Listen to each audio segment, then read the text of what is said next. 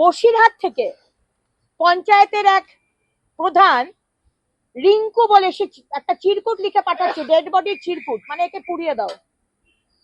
তাহলে ভেবে দেখুন যে আজকে কিভাবে এই সরকারটা চলছে, যে শ্মশানে গিয়ে শ্মশানের আধিকারিক, শ্মশানে যারা যারা কমিটি মেম্বার, যে পোড়াচ্ছে, যার আন্ডারে হচ্ছে, তার কিন্তু সেই কমিটি মেম্বারের নাম নেই, কিন্তু সে কিন্তু পুলিশের সাথে তার দারুণ সম্পর্ক, এবং যে যারা যারা আমার সোর্স তাদের কাছে হুমকি আসছে।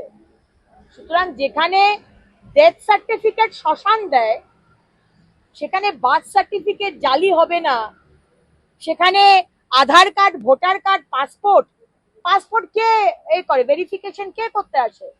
পুলিশ করতে আসে। পুলিশ কার? মমতা ব্যানার্জির পুলিশ। মমতা ব্যানার্জি কি চান? মমতা ব্যানার্জি চান যে রোহিঙ্গারা এখানে আসুক, তাদেরকে ভোটার কার্ড বানিয়ে দেওয়া হোক, 26-এ তারা ভোট দেবে মমতা ব্যানার্জির হয়ে। সারা পশ্চিমবঙ্গ এইভাবে